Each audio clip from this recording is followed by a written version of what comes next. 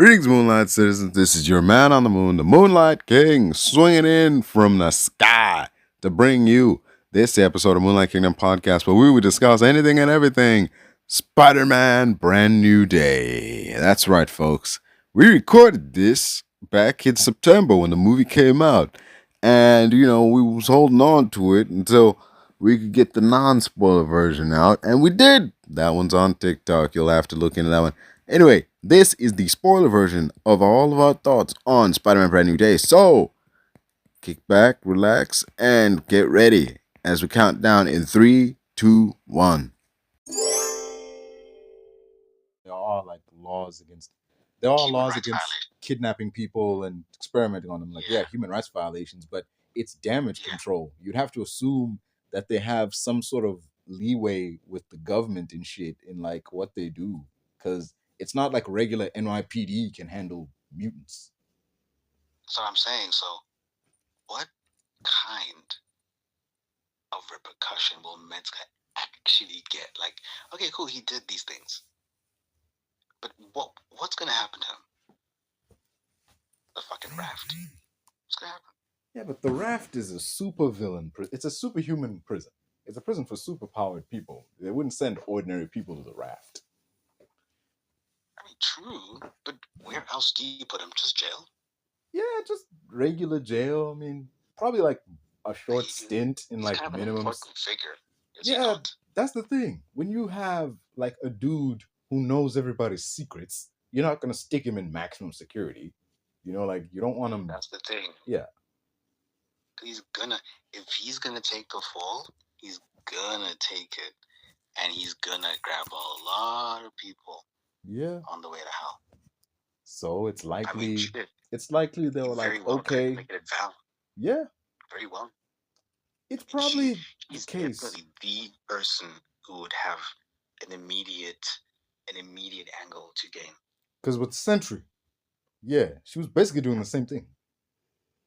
Yeah. And the irony being, of course, it was Yelena who kind of helped, save the day in a way. It was mostly Spidey, but Yelena did a few things. Yeah, I mean, she helped expose the dude in the end, but I did not like the whole "this is small potatoes" speech. Whoever wrote that thought that shit was funny. It's not. It just makes Yelena and the New Avengers come across like assholes. There's a fucking mind-controlling mutant having people drive tanks throughout the city. A city that you and the rest of the New Avengers operate in. Y'all are based there. And you're saying, nah, this is below our pay grade. But clearly their pay grade is holding a chunk of fallen rubble in the streets. That's that big potato stuff, eh? Mm-hmm. Big stuff. 5 people carrying one piece of building. That's big stuff. And Spidey could literally handle all of them, obviously, save for Sentry. But hey, Spidey's small stuff. Yeah. Wonderful. It's okay. Before I get really negative about this movie, keep in mind I saw it today, so I'm fresh. I liked the movie. There's no worries. I liked it. It's not No Way Home, because that had the bonus of all those villains plus the 2 other Spider-Man. But it's a standalone. Okay, it's not standalone because Punisher and Hulk are there. But as a Spider-Man movie, there's a lot to like. Daniel Destin Cretton.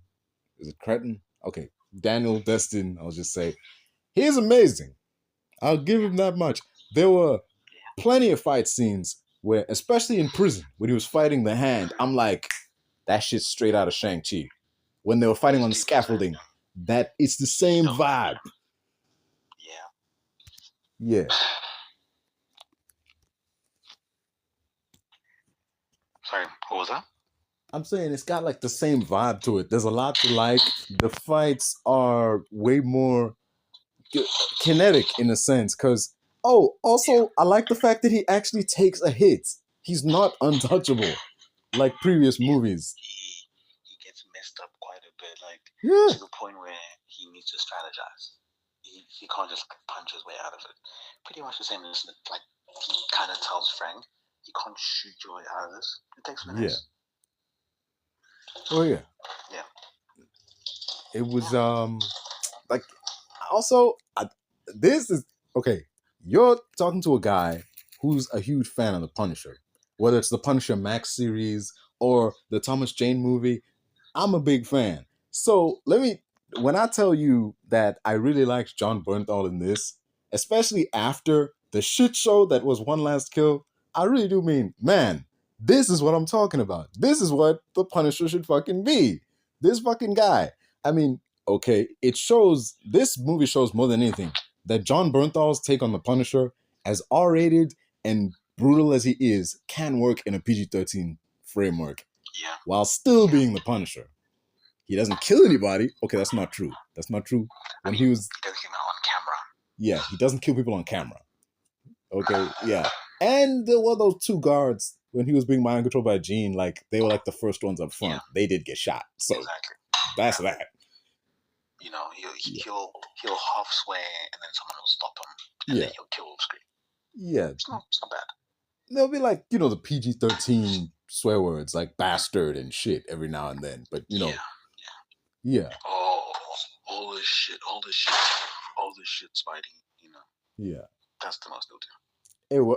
Although, as much as, okay, there are things in Punisher One Last Kill that I was groaning at that he does here. He does this in every version, but when he was doing it in One Last Kill and it was just him, it was groan worthy. But yet when he does it in Brand New Day, it's like, yes, fucking awesome. Because when he comes charging in with that LMG to blast the Hulk, and he's doing his, whoa! I was like, yeah, man, get him. Very expressive with his voice. I loved very much on that. I loved when he's like, no one can hear him. Like, so he's doing it for no one but himself. When he's like in the room. He's like, you heard that? Okay, cool. Like that is Frank Castle. He's just like a musclehead, meathead, bonehead. Yeah. He's just a wild guy. I love that scene, dude. He's behind the glass and no one can hear him but him, but he's like, still there like, satisfaction. Like he's feeling it. You could probably imagine that he enjoys wearing the masks. It's kind of cool because in a way, like obviously he knows that Spidey is with him. He is a young adult, but Frank is very much the father, like the true adult. No, he's like he's that one uncle. He also like admires him. Yeah. If Iron Man was the father figure, then Frank Castle in this role is more like that one uncle. Like not the cool uncle. Cigarette. Yeah. That uncle who like he won't drink with you, but like he'll let you bum a cigarette or some shit. Like you can smoke with him. Yeah. I liked it. I also liked how they did like preserve his soft side because okay, cool. If you can't show his like truly graphic side, then what can you show? His soft side. It's pretty cool. Yeah. Frank gets emotional. Frank very much has his family near him pretty much whenever, He keeps them close. He might be what he is now, a monster. He knows he's a monster, but he still remembers the important things in life. But he knows that he's truly fucked. He knows it's not a choice. It's what he's become. It's what he's evolved into. Yeah. It's what they made him. Yeah, he puts it succinctly as possible, man. He's like, you think this is a choice? This is a sentence. Like, realistically, nobody would choose this. Like, everybody, it's this thing of, when you ask somebody, like, if you could be any superhero, would you be? People say Spider-Man. People say, like, Captain America or Iron Man. Ain't nobody saying, I want to be Frank Castle. You might get some dudes being like, I want to be the Punisher. But no one says, I want to be Frank. Like, because his life is kind of shit. He's not the kind of guy you look up to, but he's a guy who's a cautionary tale on how to live your life in a certain way. And he's the kind of guy who, if you do look up to him, like those cops, it says a lot about you. I think, it very much is on the nose because in our real world, the Blue Lives Matter movement, they love the Frank Castle insignia. They love the skull. They love what and the thing is, they don't really know what he stands for. they have like a warped perception of what he stands for because, again, they're not actually fans. They're fans of a guy who's seemingly at face value, no nonsense, white guy, white, he stands for like white strength and power, and, I can do what I want. They carry that attitude, but they don't actually know who Frank Castle is. And in the reality, as we saw in Daredevil Season 2, Frank Castle would absolutely, 1 and 2, he would absolutely fucking hate any guys who worship him, because he knows himself that he's not something to be worshipped. Yeah. He's not this like idealist hero, and he's certainly not a martyr. He doesn't want to be any of those things. He is a man who is literally, it's ironic because his name is a Punisher, but he himself, he is punished like constantly. He lives with this punishment, this like inner turmoil, but he can't stop it now. Yeah, and that's another thing, man. You just said it right there. He lives with this punishment. He lives with that inner turmoil, and he can't stop. That's what. Yeah, and I think that's his big issue as well with Daredevil, because Daredevil likes to hide behind this like Catholic guilt, but he knows that him and Matt are like essentially one and the same. Yeah. Matt's grandiose no killing rule simply hides behind his religion. Frank knows there are bad people who deserve to be put down. Spidey believes that everyone deserves a second chance. Matt doesn't believe that. Matt kind of hides behind like this whole guilt thing of, there has to be a line.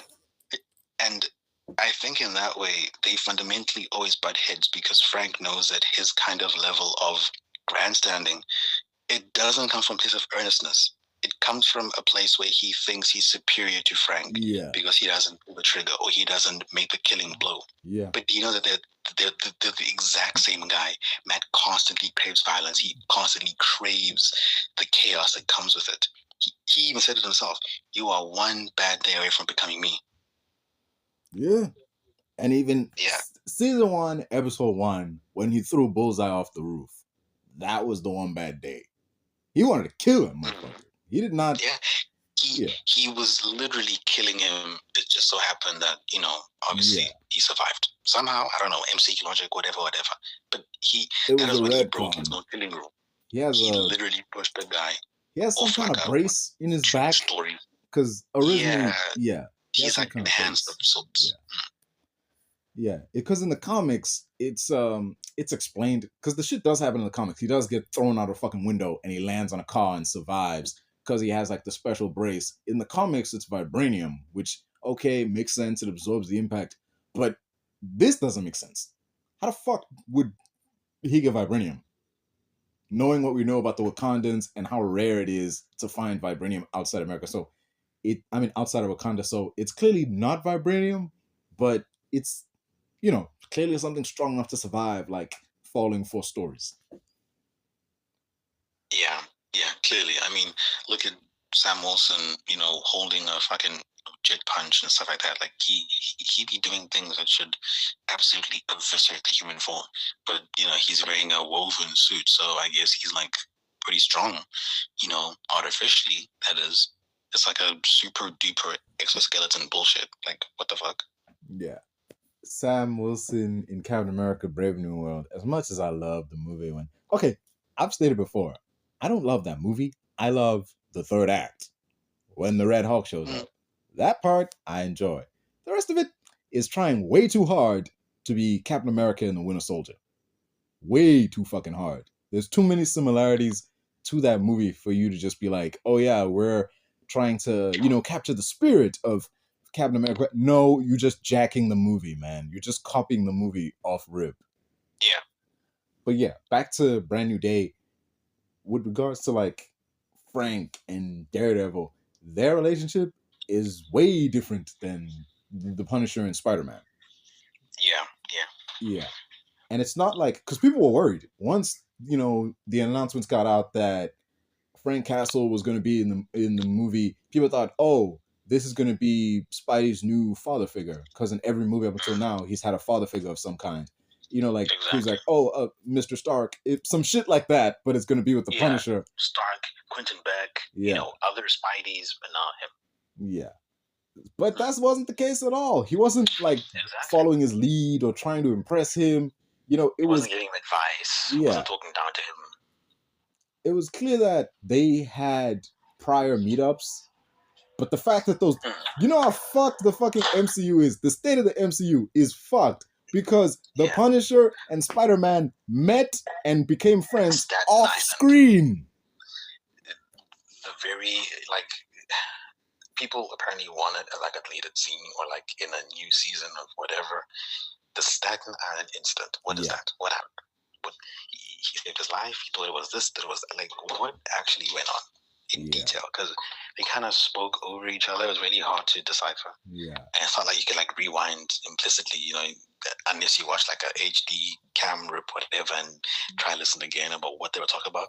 We don't know, but clearly it was, you know, important enough and very like, I guess in this case for Frank, it was like life and death. Literally, he saved his life. It was important enough that he can constantly hold it over his head. That you know what, dude? Yeah. You almost bit it if it wasn't for me. Yeah. I want to see it though. Staten Island. And you know it was so important because he can't even like, you know, disregard it. He can't say, "I fuck that." Like he like, "Oh, it's that now, it's that now." How long are you gonna keep talking about that? Because clearly he keeps bringing it up. Like every time they butt heads. Like, don't forget, I saved your life. Like, I think he said it maybe like 5 times now in the universe. Like, if they've met up, go home, Frank. Go home. Don't want to repeat now, do we? Yeah. Don't want to repeat. Like, also, it's clear that they do have history. Okay.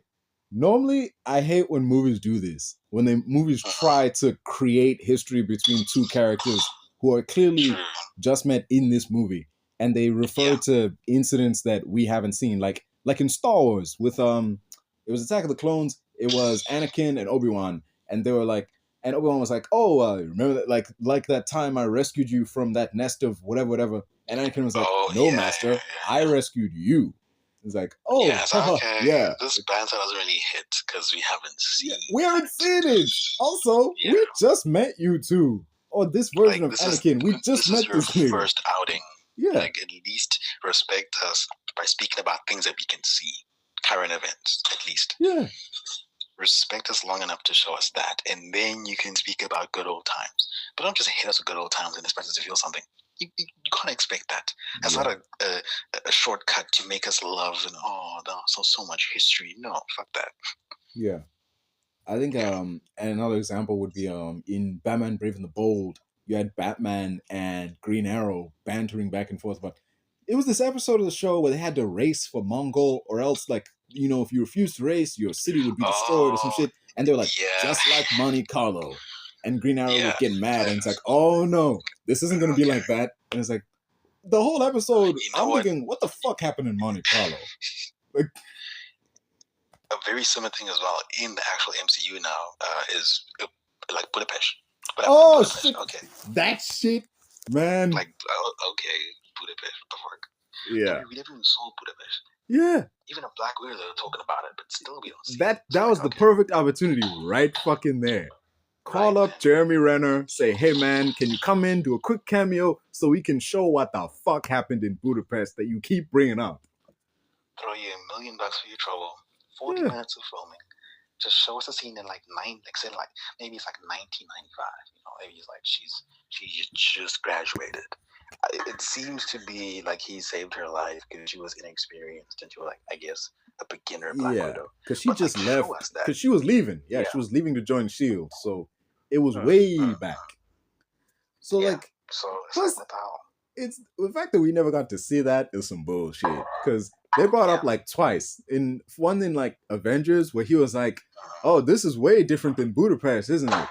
And then Quinn's like, oh, we're a long way from that. Budapest very differently. Yeah.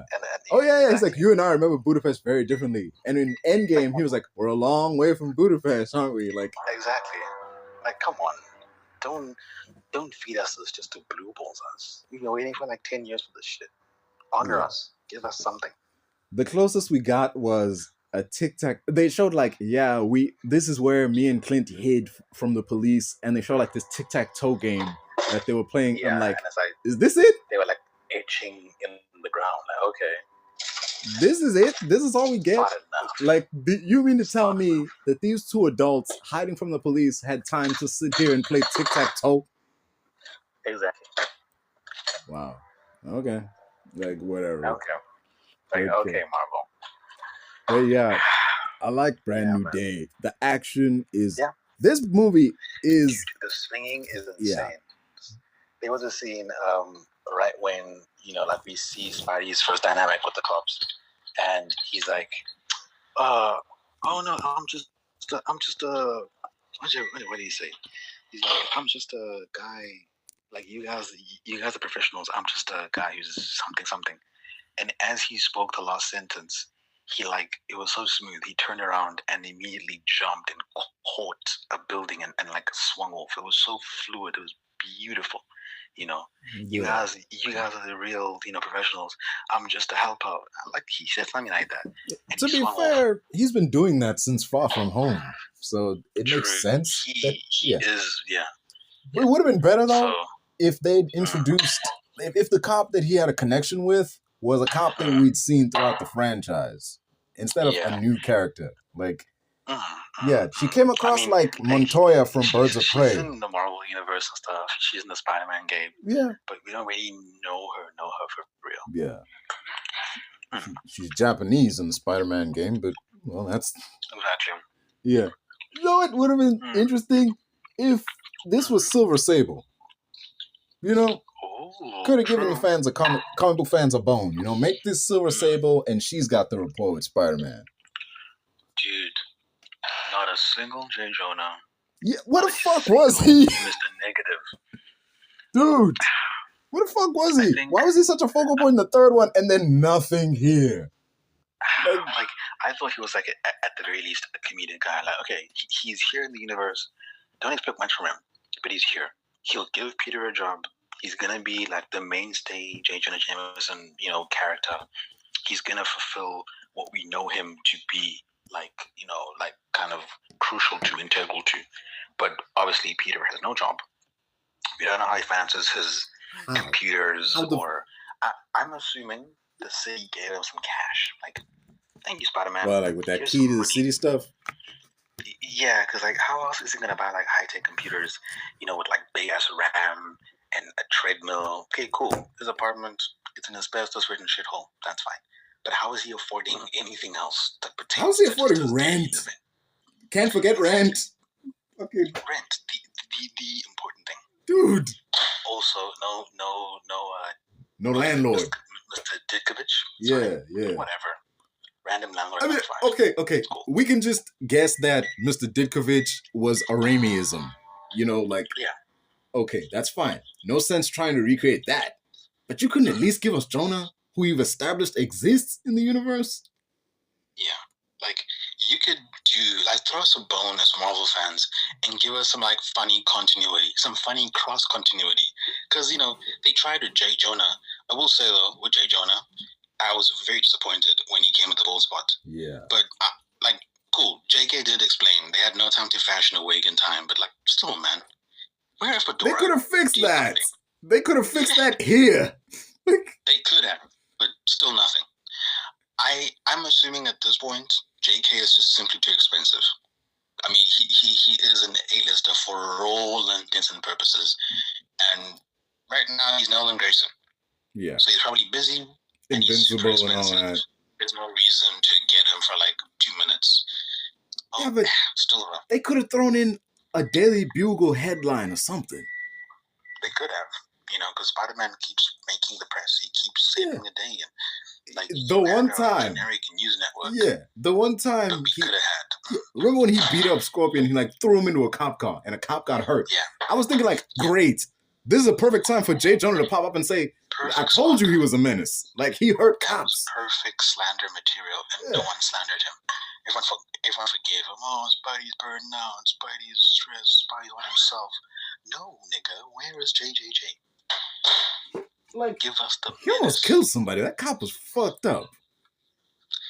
Probably paralyzed too. Think about it. Yeah, I mean, he had to be stretching out of there, but still. Yeah.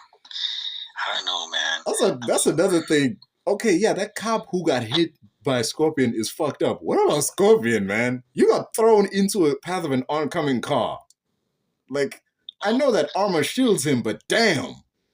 Bro, forget that. He got the full brunt of, number one, an enhanced Spider-Man beatdown. Bro, and when Spidey, number one, slammed him onto the pavement and then in the air and did a web sling power kick, whatever, into the...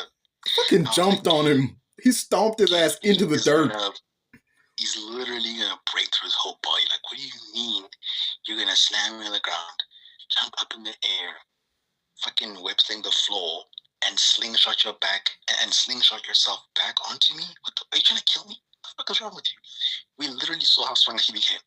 He went from not being able to break down a metal door. So by the way, it's a little bit BS considering what he lifted in Civil War.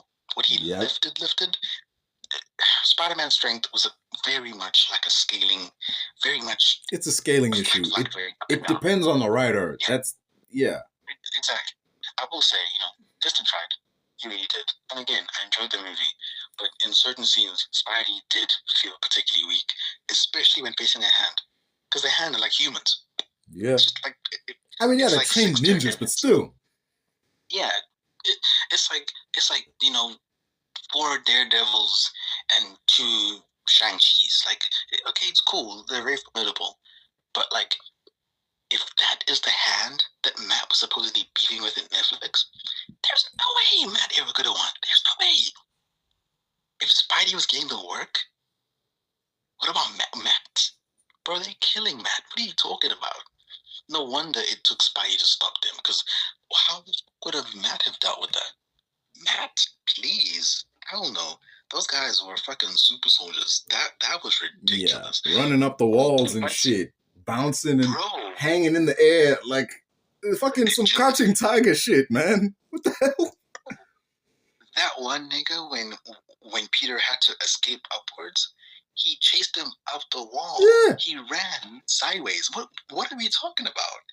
Do they have like magnetic shoes? Fucking wall running on metal grates. Like, this ain't no concrete wall. This is a metal, like, fence.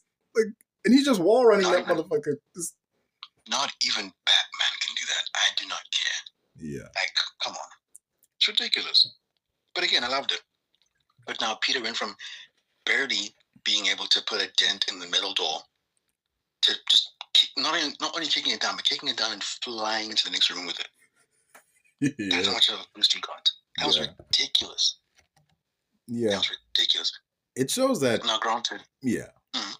I'm just saying it shows how much Peter can control his strength, because early when he was chasing Tank and he knocked Frank out of that car, he could not only kick hard enough that he broke the window, knocked Frank out of his chair, kicked open the door, all without seriously injuring Frank.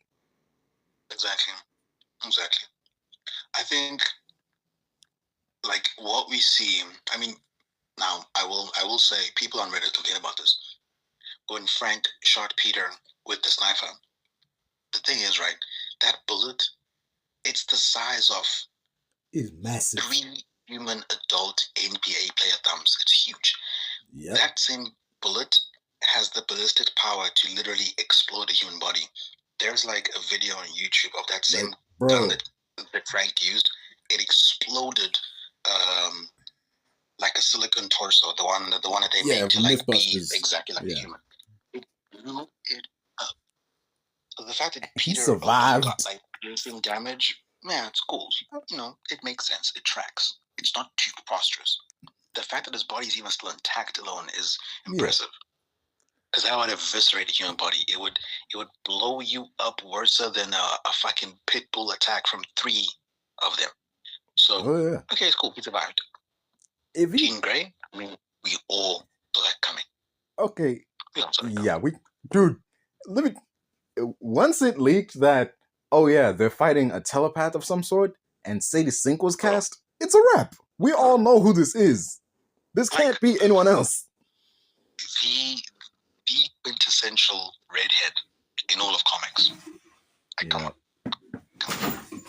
You remember when everyone thought, we're getting Mary Jane, like proper Mary Jane? It was so delusional.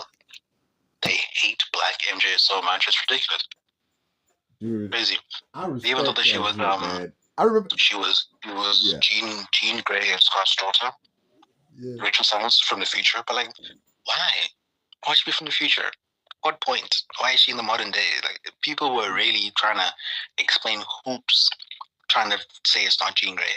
It was clearly Jean Grey from the start. Oh yeah. I was though in regards to Jean Grey, it kind of bums me out that she did all this stuff, with the VMAX and the kidnap and the hijacking people's minds to save her sister, and then we find out, oh no, your sister's dead. She died off screen. Bro, and VMAX being the last thing she saw because it's the last image that her mind conjured. Tragic. It reminded me of BoJack Horseman Futura, that episode, if you watched it. How his mother on her deathbed kept saying, I see you. And BoJack kept thinking, oh, you finally see me? Like, you acknowledge my presence and success and whatever. But she was just spelling out the name of the hospital ward she was in, intensive care unit. It was like, whoa. Like, obviously, it wasn't as, like, groundbreaking as BoJack Horseman's episode, but the fact that she only telegraphed that, as, like, the final message, because her brain shutting down, fucking tragic, dude. The loss that you saw with the aircon vent. Ventilator max. Shit. Yep. That shit was, and, like, that realization when it finally hit her that, like, VMAX is ventilator max. She was in this room. Holy shit. She was in this room when she died. It's like, now I'm here? Like, fuck that. It's grungy. It's like on the carpet, like in the fucking corner. Yeah. As if it's like a little souvenir. Like, what the hell? Yeah. They brought it upon themselves. I don't feel sorry about any of them. Let the heads roll. Everybody died except the main dude somehow. The main guy in charge of all this. Because we saw them all get blasted with that glass. Yeah. I don't think they're going to get rid of him. I think they might promote his bad behavior because they're going to deem him as a person who was able to do, quote unquote, the difficult things no one else wanted to do. He might even head whatever mutant organization that they might start. Hell, fucking Brotherhood of Mutants. I mean, what is it? Brotherhood of, what's the name? That's Magneto's group. The Brotherhood is Magneto. Friends of Humanity. Friends of Humanity, like, FOH, yeah. Yeah, like, but so many things can come from that. Yeah, but they're like an allegory for the Ku Klux Klan, so it's like, and he's a black guy, so, I mean. On the nose. Yeah. But I do think, them getting, like, Tillman, he's a very good actor. He's amazing in Severance. There's so much more you could do with him. I think him being a one-and-done character it's cheapening his casting. You could do a lot with him. You could do a lot with him. You could do a lot with, Mando. I think Mando still has a place in the MCU. He can still be the street tier, like, default guy. He's still got some good bones in him. I do think if they had settled on having an actual Electro in Homecoming, the kind of Sinister Six could have been more, cohesive right now. Because as it stands, he's the only one remaining. Shocker's gone. Who the fuck knows where he is? He's probably dead. No, or he's locked up somewhere. Because they had his gloves. So yeah, they must have evil him Dave somewhere. Chappelle is somewhere rotting away. Everybody calls him evil Dave Chappelle. The dude's name is Bokeem Woodbine. Shit. Everyone call him evil Dave Chappelle. Why is he evil? And big friends with Tupac. I think he's a legend. Yeah. He actually is like an underground legend for real. He did a lot for black cinema in the 90s, especially. Dude, you know what's funny? We've had this same conversation before. Really? Yeah, man. You don't remember this? We've had this same conversation before. I remember because, like, it was literally on a podcast. I don't remember what the fuck we were talking about. But randomly, we were talking about Bokeem Woodbine. And you talk about he was in the big hits. He was in that Total Recall remake. And he was in Fargo. Like, just randomly, we were talking about, like, this nigga because... No. It was Tupac. We were talking about Tupac because... What's that fucking movie? That movie they made with... that guy, Ship. what's his name? That Tupac biopic.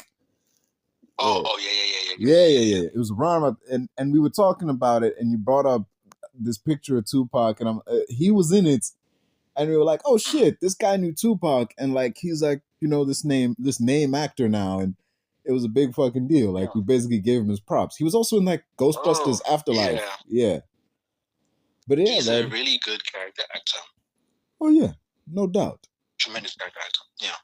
I've got a bomb. I do wish they bring him out. Yeah, they really should, because he works as a street level villain that Spidey can fight on the way to the main villain. He should have actually escaped when that armored truck first plowed into the what is it? Was it a jail? Okay, did Spidey? Was that like a government privately owned facility, like a jail? Was it a detention center, like Ella real life Trump ICE stuff? Like what was that? I don't know. It was a prison, wasn't it? It was.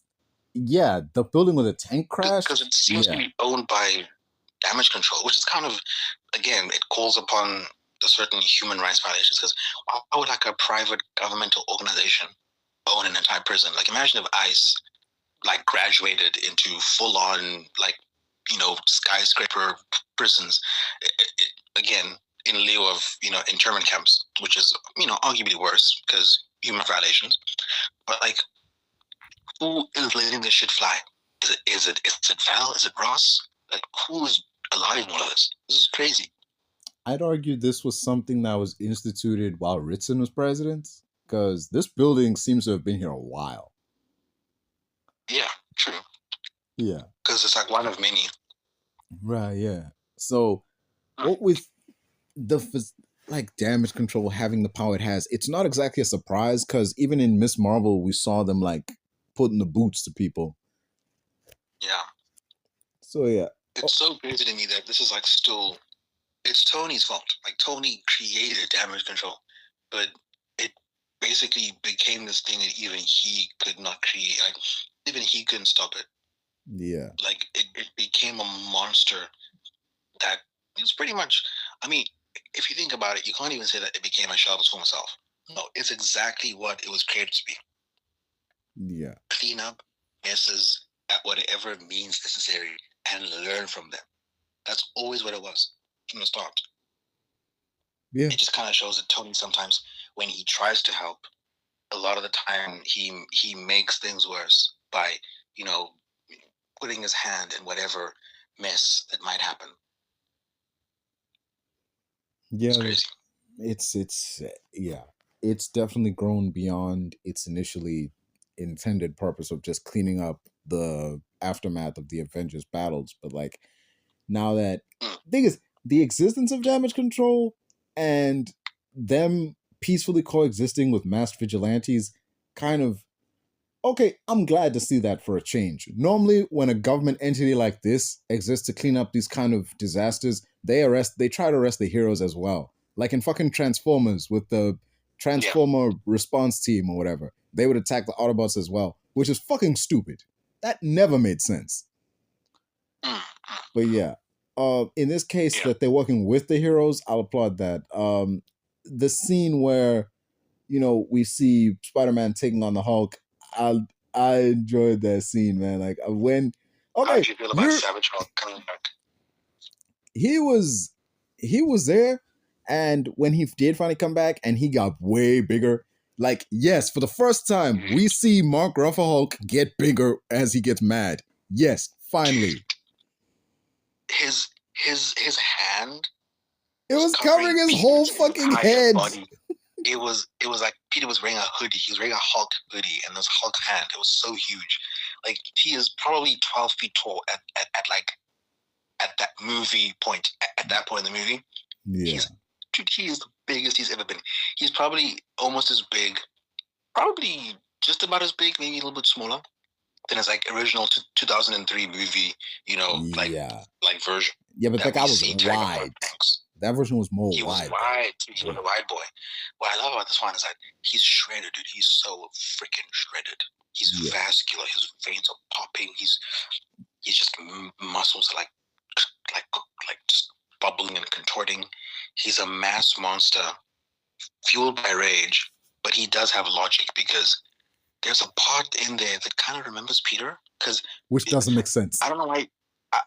I don't know why he thought it would work, but he was like, "It's Peter." Like, why would you? He said, "It's that? Peter. Why It's your think to say friend," that? which makes no sense. You know? Y'all don't know each other. You know, if we had at least seen like an Endgame thing or an Infinity War thing, like something like in an action, I would at least understand it. Even fucking, No Way Home. Give us some smart Hulk in there, maybe advising Peter to do this and do that. Because I don't know. Look, in terms of in trying to avoid more revisionism for No Way Home, if you look at Dr. Bruce Banner, he is a person who has the biggest amount of academic clout, probably second to Tony Stark. I don't doubt it in my mind that Bruce Banner, Dr. Bruce Banner, Dr. David Bruce Banner could not have pulled some strings to get Peter into school. Nigga has 12 PhDs. He's one of the smartest men on earth. Now he's probably second to Reed, sure, but like, you can't tell me that he couldn't have done something for Peter. Again, it's revisionism now. So, and I don't want to do that because we're speaking about Brand New Day. But if we had some sort of connection between them, that could then make sense of the fact that Hulk would know Peter Parker is Spider-Man and have them, being like fighting side to side. Because in the comics, it makes sense because it's a Marvel universe. Everyone is there. Sentry, Blue Marvel. Everyone is interacting with everyone. But in the MCU, they've never met. But in the comics, they're always fighting and squabbling, and Hulk kind of sees Spidey as like this little squirts that like he kind of likes and is annoying because like he makes jokes too many times, But like in the MCU, it means nothing. It's empty. It's like an empty little reference, a little nod. It doesn't have any emotional weight to it. There were things in that movie that had emotional weight. But the Hulk thing, Hulk knows Spidey because Hulk doesn't forget. It didn't hit because we never really got that at any point. And it worked in the comics because even there was a moment in the comics where everybody forgot Peter Parker. And then when Banner became Hulk, he like said his name and, Peter Parker was like, "Wait, you remember? Wait a minute, I thought everybody forgot." And then Hulk said, "Banner forgot. Hulk remembers." It showed... Exactly, that's what I was talking about. Yeah. It showed two functions. One, it showed that, Spider-Man and the Hulk have more of a connection than Peter Parker and Bruce Banner. And two, it does show that Hulk and Bruce Banner are these two separate entities sharing a body. Exactly. Yeah. Speaking of, as much as I liked like Savage Hulk back, I was so not a fan of the whole thing of like, we are retreading back the whole Bruce Banner thinks the Hulk is a monster. Like, dude, what the fuck? Exactly. I thought y'all made peace. The whole point of Endgame was that they reached a resolution. They share a consciousness. Like, that was the whole point of Endgame. That was the whole point of creating Professor Hulk, to show that they finally had harmony after so many years of bickering. So why now, when Jeangrey gets in his head, which again isn't Bruce's fault, it's Jeangrey, Hulk should know that. Why now is he pushing aside Bruce and taking over as if Bruce betrayed him? Bruce did nothing. Jean probably went to the university, tricked, Bruce, said, "I'm a student," and then bam, got him under control. Like, why is he blaming Bruce for anything? Why is he rampaging? If anything, he should be trying to stop Jeangrey. And if you think about it, a person of Hulk's power and magnitude of number one in the comics, Hulk is immune to psychic attacks. You would think a person like Hulk's power and stature and power scaling, you would think he is impervious to Jeangrey's paltry mind control, especially since at that point, she hadn't even gotten her power up yet. How is a measly pre-awakened Jeangrey able to control the Hulk? That's ridiculous. I can understand maybe a Phoenix Force Jean, or like a Jean who's really trying hard to like control him with like all of her might, but a pre-awakened Jeangrey with no telekinesis was able to control the Hulk? That's fucking ridiculous. The thing but again, it worked for what the movie was doing. Yeah. But even if that happened, I don't see why Hulk should have gotten mad at Bruce for, letting it happen, because what could he do? Yeah. But the movie does explain in a way what's going on, because when he takes off that inhibitor he becomes Professor Hulk, and he does have a grip on Professor Hulk. She was not controlling the Hulk. She was controlling Banner. That part makes sense. When he becomes Savage Hulk, she's not controlling him anymore. He's behind the wheel because he says, no more Banner, only Hulk. That was not her. She was controlling Frank when that happened. See, now, that's a good point, because if that happened and Bruce was, the main mind when he was still being controlled and Hulk was suppressed, couldn't Hulk just kick Jean out? Like, they should have equal amounts of control in the body, even if one is the mind and one is the actual vessel. There should still be like some sort of ability, some sort of way to circumvent any psychic attacks, because if Bruce is going to be weak to psychic attacks in a Hulk body, what good is he at all as a Hulk? Like, there should be certain steps, like maybe mentally, I don't know. There should be certain things that are put into place from both of them that can protect each other. He's not Hulk. Yeah. Hulk is immune to magic. Like, influences from he's immune to psychic attacks in that way, but he's not totally immune to mind control, because there was an issue of the comics where he was controlled by, you heard of the Puppet Master, like the Fantastic Four villain? He has like this clay that's infected with like cosmic rays, and he uses it to control people. He can control the Hulk. Yeah. So he's not totally immune to mind control, but he should be immune to, you are right, he should be immune to Jean Grey's psychic attacks. Given that, especially pre-awakened. Yeah. Given that A, he's the Hulk, and B, there are two people in there. It's not just one guy. It should be so much, so much harder for Jean to even comprehend, trying to locate one mind, trying to vacate another. Because we are very much told that she's in the infancy of, her power. She's a little bit skilled now, but she just started doing this. It's not like she's been doing it for years and years and years. Yeah. And so she should still be a novice. She can hop from body to body, with the speed of a snap of a finger. But at the same time, that's just one body to body. She's not linking all these people like a chain or anything. Also, I've said that movie. How she was faster than Spidey and getting away. Spidey should have caught the seventh person there. I don't understand how she was able to escape so quickly. Okay, I get it, body to body, but I feel like Spidey is faster than that. I feel like he's faster than the speed of humans, because it's just human to human. Yeah. I just don't get it. Yeah. It's, bruh, I was watching this movie, and as I watched, I kept getting what the hell is going on? There's something very familiar about all this, and it hit me while I was watching it. This is that fucking, have you seen that Denzel Washington movie, Fallen? Where he has a fight. You have? Oh, wait. I haven't. What goes on in it? Dude. Tell me about it. Okay, so some background on this movie before we get into it. So Denzel Washington was initially offered Brad Pitt's role in Seven, and he turned it down. He said the script was too dark. Then Seven comes out, and it's a big fucking hit. Critics love it. Audiences love it. Everybody loves it. And he's like, oh shit, okay, maybe I need to start taking more darker roles.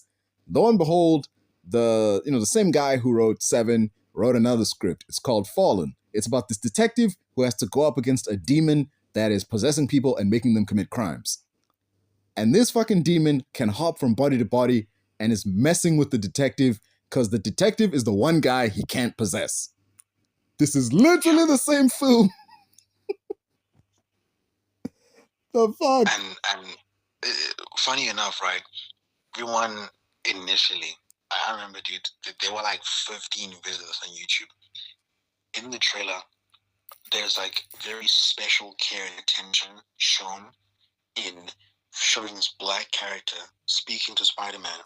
Bro! He's a character who's unaffected. Everyone was like, is that Miles? Yes, dude, so many people are yo, it's Miles Morales. Dude, that guy's way too old. If anything, that guy gave me a Shamik Moore vibe. Yeah, They have man. like a similar voice as well. I thought that was Shamik Moore. I even did in the reaction I did. I was like, hold up, was that Shamik Moore? Like, oh, okay, it's some sort of Spider-Verse thing, you know? But yeah, funny enough, the kid that Peter Parker saved, when I first saw that, I was like, is this like a Spider-Man, is this like an Iron Man 2 thing? Where it's like that kid turns into Miles? Like, what's going on here? I don't know, though.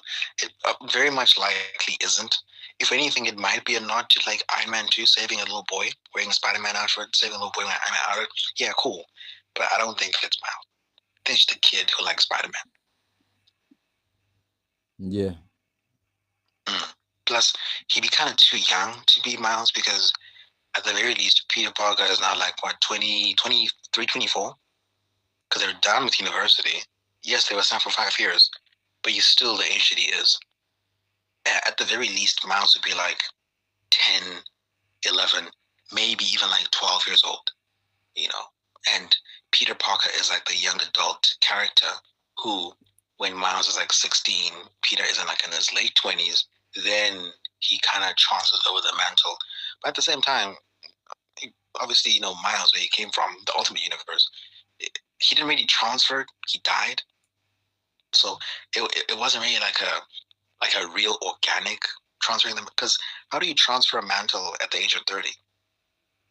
Like, you're still pretty young.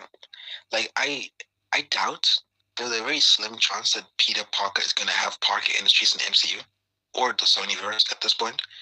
But if he does, that likely means he still has a very long lifeline left of being Spider-Man. I mean, pretty sure Amy Pascal said like recently, we want to be Spider-Man forever.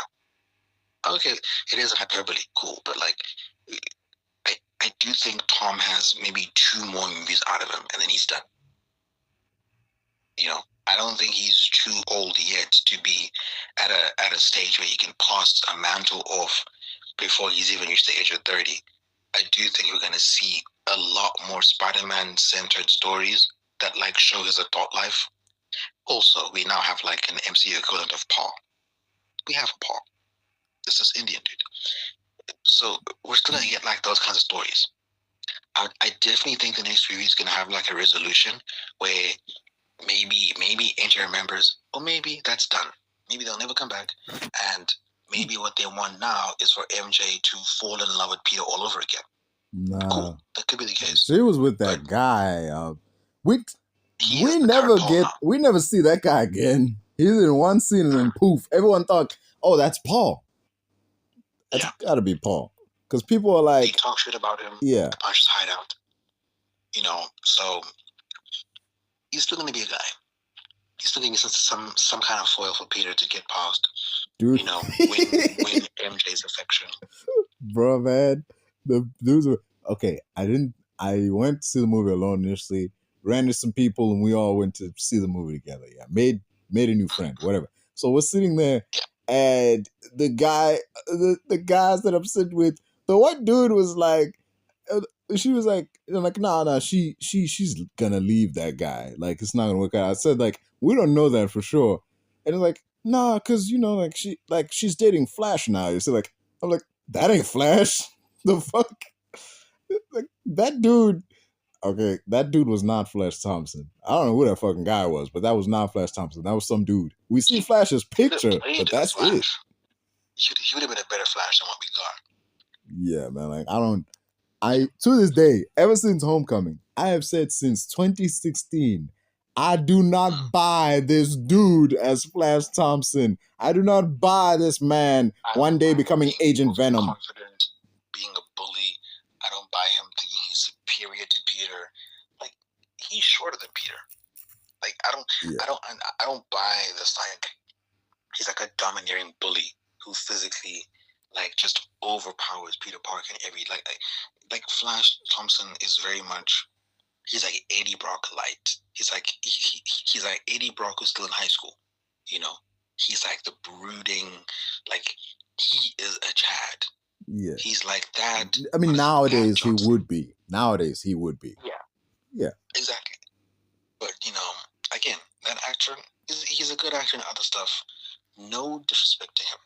But He just miscast. It's fine. These things happen. He's a prep school kid. Why is he going to like regular school with Peter Parker and Ned Leeds? Like exactly. It doesn't really make sense. I think it was just that, one of those cases of like diversity hire, because it was that age of like super woke, 2016 Me Too, everyone's getting a shot to be this character, let's make a white character black, and all these things. It's fine.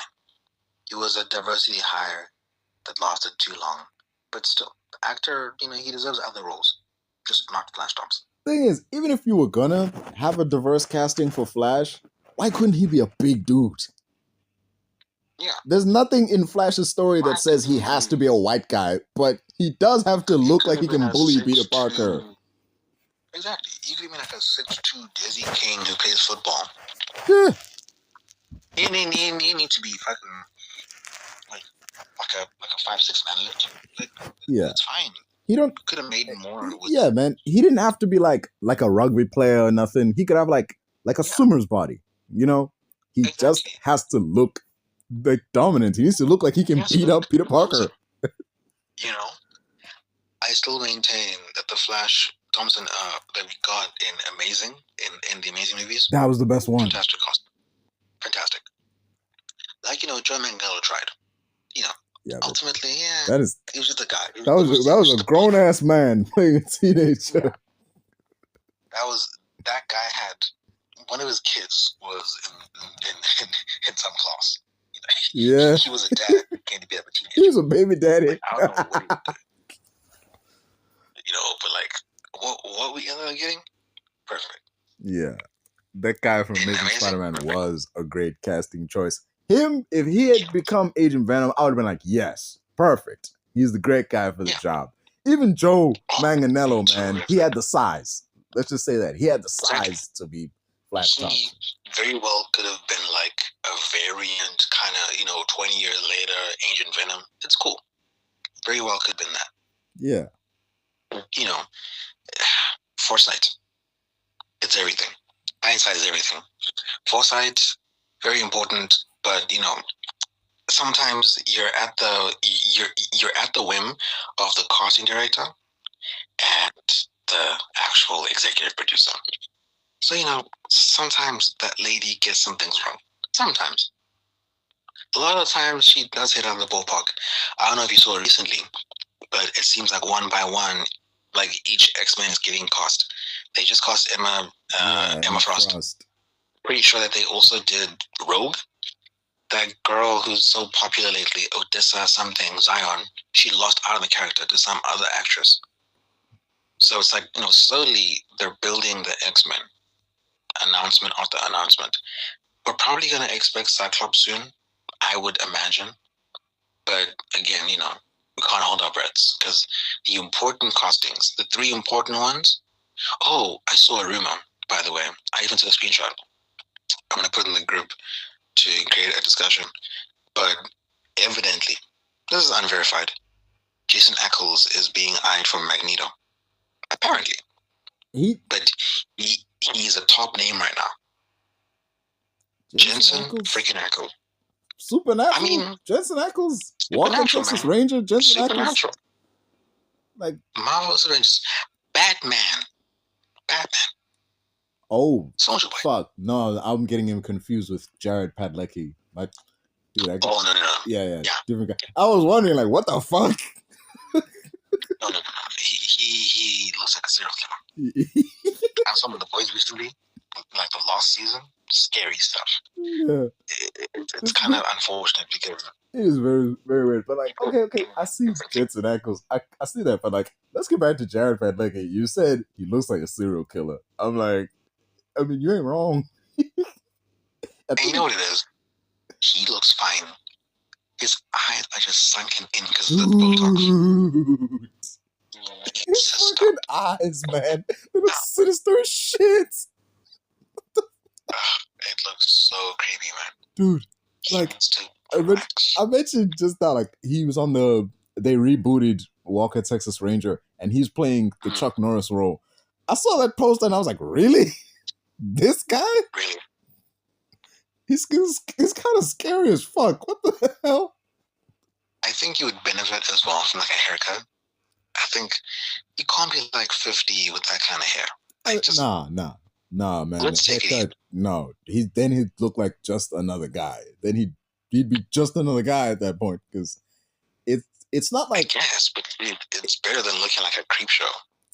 It's not like with like Joe Keery from Stranger Things, where like his hair is a big part of like his selling point as an actor, but like it's exactly. It's what makes him distinct. Not a case of no one else looks like that, but him having long hair does separate him from the pack of short hair, brunette, white guys. Because there's millions of those dudes. It's kind of like Norman Reedus at the same time. Yeah. I'm not happy with that hairstyle, but it's his thing. It's fine, whatever. That man hasn't had short hair since season 1 of The Walking Dead. Yeah, but it's a good thing too. He looked like a fucking crackhead, man. Once upon a time, I think it was like maybe last 2 years ago, people were eyeing him for Magneto. What? I don't know about that. But I see where it's coming from, but no. He is not this like. I think one thing important that needs to be maintained about Magneto is that he's very theatric. He's kind of a drama queen, and he's very regal. Look at his outfits. He's not like gruff and gritty Zack Snyder dude bro. Norman is like a Zack Snyder dude bro, and I'm not saying like in a rude way, but like that's just like his vibe. He's Ghost Rider. Fine. It works for him. He'd be a great Ghost Rider. He would be. I do think he's maybe like 10 to 15 years too late. No. If like they were to say he's Johnny Cage and Ryan Gosling is Danny Ketch, then you could do that. Yeah. But pushing 60 in this era at the very least, it's still doable considering what the bulk of the X-Men are in Doomsday. But as like a first outing, you want some 15-year longevity at the very least. Which is why I'm kind of surprised that they went that young for Jean Grey. Because Jean Grey is a person I can't really picture Jean Grey as like Marvel girl age in any live action iteration. Oh yeah, to me, Jean Grey perpetually needs to be 30. But the thing is, like with Superman, no one wants to see a movie about like teenage Superman. I think now with Jean Grey, being as young as she is, at the very least, like 20. I mean, goodbye, Logan romance. That is done. Thank God, technically. It's gonna be like that show Wolverine and the X-Men, where like Jean and Cyclops and them are all teenagers, and Wolverine is like a mentor figure. Yeah, he's like a teacher and stuff. Yeah. So, I was pretty surprised that they went to that young for Jean Grey. At the very least, what I would have accepted is, that girl from Riverdale. What's her name? Who? The redhead chick? Cheryl Blossom. You would have that chick? She was in like the Stranger movies. Madeline Pesh, yes. I mean, I wouldn't have minded. No. I wouldn't have minded. No, dude. You didn't. Wait a minute. When did you stop watching Riverdale? Season 3. Oh, so you didn't get to the part where they get superpowers. Okay. If you've seen that shit, you'd be like, nah, man. Nah, I shit you not. There's an episode where there's a meteor coming to Riverdale, and it is apparently it's gonna wipe out the town on some Armageddon shit. And the redhead chick you speak of flies up and uses her fucking superpowers to like stop the meteor and save the town. Freaks on the internet were like, she stopped the meteor through the power of lesbianism. Okay. That ruins it for me, unfortunately. Dude, see what I mean? Like, bro, that show was some bullshit. That show tarnished everybody. Dude, the last thing I remember was like Archie's dad dying and Archie was sad. Yeah. And him and Hiram had beef. That's the only thing I remember. That's so crazy. Oh yeah. I'm glad I dropped it. Oh yeah. Hiram later on, he like takes him in, and like him and Veronica, like they're together for a while. So like Hiram takes a liking to Archie and sees him like, you know what, man? He's like, you're the son I always wanted. On some shit like that. And you know, he's like lets him in on his business and shit like that. And there's a season where Archie ends up in jail and he's in this like prison fight club. There's one where Archie gets attacked by a bear. The fuck, man. This fucking guy. I laughed when you may have seen this one, the one where like Archie forms this neighborhood watch because there's a serial killer on the loose, and it's these like jacked up gym bros in ski masks. No. Mind you, he leaves this like threatening ass YouTube video where all these jacked up, shirtless dudes in ski masks standing around him. I'm like, bro, is this a threat or the start of a porn movie? Why are all these shirtless dudes around you? I get it. You're going to get it across like, you know, we're big, we're bad, and like we'll fuck you up and we're watching you. But like, why are y'all shirtless? Can't you get like a sleeveless shirt or something? Like, what the fuck? Good God. Oh, that show, man. That fucking show. That show was, it was doo-doo after a while. That fucking guy, man. Can't remember. Roberto Aguirre Sacasa. That was the writer. Roberto Aguirre Sacasa. Strange. But like, back to thing. Considering what? Just before we leave it, how has their career trajectory moved in your opinion? Considering, you know, Riverdale and Dylan's own, you know, other side projects. Do they have what it takes at this point? Who? Both of them. Do they have what it takes to be like mainstay Hollywood?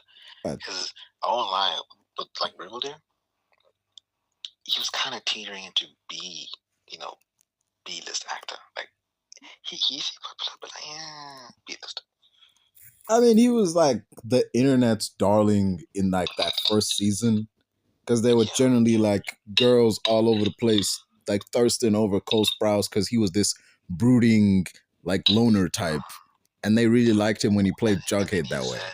He said, "I'm weird, I'm different." Oh, that was cringe, man. He's like, what did he say? He's like, I'm not like other kids. I'm weird. Like what? That is total pick me. That's that pick me bullshit of like, no, pick me girls be like, I'm not like most girls, and he's like, I'm not like most guys. I'm weird. Like, brother, you are not that fucking weird. Like, just because colesprouse in real life, he tries to look so cool in interviews. You know, he'll like hold a cigarette like a weird way, like smoke, and talk about how he loves drinking a brandy. Like he is cringe, pretentious. Like, you can be pretentious and cool, but he's just so cringeworthy. It's bad. It's bad. Closest thing I can compare it to is like when a kid tries on his daddy's clothes and plays businessman for a while. You know, like he's got. Dylan is so cool, dude. He literally stopped a home invasion solo. He beat the guy up and held him for the cops. Like, didn't he have a gun? He's a cool ass dude. I think he was going to get one, but he ended up just using physical force, and he held the gun. He held the gun till the cops came. He's kind of a badass. I'm not even gonna lie to you. Yeah, well, plus, so did fucking what's that guy's name? Shaggy. So did Shaggy. He actually, you saw that video? Did you see that video where someone tried to break into dude's house and like he chased them out in the fucking snow, and he was in like his pajamas and shit, and he like ran after them, talking about, "I'm gonna get you, I'm gonna get you, I'm getting closer." Like you could hear him running off in the background, like Jesus Christ. Crazy. Imagine being the robber, Crazy man. and intense. Imagine being the robber and discovering you broke into fucking Matthew Lillard's house, and and next thing you know, you running down the street in the cold, and he's running after you. Crazy, dude. Like, Crazy. what the fuck, man? Lillard as well. He's had a very interesting career. Yeah, I don't know what happened, because he did Scream, and then his career was on the rise, and then he did Scooby-Doo, and then his career just sort of went. Like, I think the second you choose a role that Hollywood might see as demeaning, it does kind of stifle your star. You know, you look at a person like, I don't know, maybe let's take Matthew McConaughey. Matthew McConaughey did TV for several years. After that, no director really wanted to touch it with a stick until Nolan came. I mean, obviously here he did, Dallas Buyers Club, but when he came and did Interstellar, it kind of revitalized the star for a little bit. yeah. But ultimately, Matthew's a chill guy. He doesn't really care. Like, he will go back to television at any time if it means being with Woody Harrelson, his, half brother from another mother. Yeah. Oh, he was also doing True Detective around that time. So Exactly. yeah. TV. Yeah. He does well in both, but he doesn't really care about the stigma that, comes with being an A-lister who might choose to do television. Yeah. Because there was a really popular quote by Tom Cruise that he'd never do television because like he belongs on the screen or whatever, or like what have you. But then you look at other characters, I mean, not even characters, but like other actors who can easily move between TV and film. And it's like, you shouldn't be locked to one thing. You shouldn't be like, pick a side and stay there. You should be able to go wherever your heart takes you, where creativity leads you. Oh yeah. With because you look at different actors, because for the longest time, it wasn't until the 2010s that stigma went away. For the longest time, there was this belief that if you were a big name actor and you went to TV, that your career was on a downward spiral. Because that's the only reason you would do TV. Yeah. In the modern day, at least, I don't know about maybe other stuff, but like in the modern day, the guy to really break out of it, I think, is probably a cross between Pedro Pascal or like a Benedict Cumberbatch, because he did TV for quite a few years. Yeah, sure. But he's also a movie star, So those two are, those kinds of people, and again, MCU people. But you look at them transitioning and kind of going in and out. A person who kind of did TV first and then like left and never came back, George Clooney, ER and stuff. Yeah. He Bryan will Cranston. never diss TV. Yeah. And he might return to it mostly for like comedic purposes, but he's kind of a guy who really kind of shut up and kind of just stayed up. But his start was in TV. It's very rare that you get guys who start in TV and then go into film and then stay in film for like 20 whole years. But, nowadays, at that era when Lillard was breaking out of his, roles, him not only choosing TV, but like voice acting, I think it really did like hurt his star power to be like, you would diminish yourself as to voice a dog, a cartoon dog. Yeah. For 13 years, for 15 years. It was on a... It really did take a while for him to come back onto the silver screen. It was a bunch of times, because it wasn't just like one Scooby-Doo show. He was doing a bunch of Scooby-Doo shows. Yeah, he practically replaced Casey Kasem. Yeah. Because, he suffered throat cancer and then eventually he passed. But he pretty much became the de facto, Shanky. Yeah. Everyone else was mostly alive. Yeah. I'm not so sure about Velma and Daphne, but Fred has been here forever. Yeah, Fred Frank is still Welker's Fred. been He is around the a original while. Fred. He's not going anywhere anytime soon. Oh yeah. But a person like Casey Kasem, he was like the lost holdover. But through cancer claimed his career, and Matthew was pretty much that guy. But it seems like now, I don't know, it's like they're like not really appreciating all of his years of service. I mean, for them to discard him for Scoob, it left a bad taste in my mouth. It did. But wasn't that a prequel though? I mean, wouldn't it make sense that to get like a whole new crop of actors in there? I guess so, but here's the thing.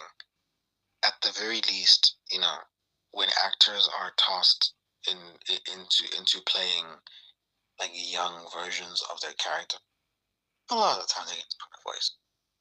A lot of times they can.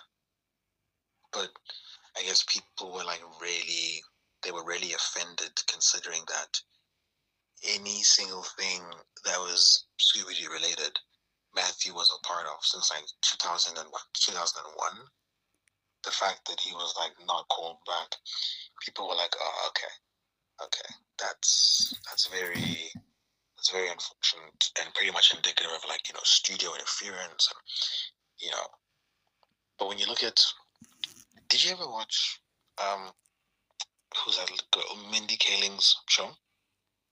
Oh, fuck that. I mean, you can call me misogynistic if you want, but I'm not even sure. dude, fucking the Velma show. Fuck that shit.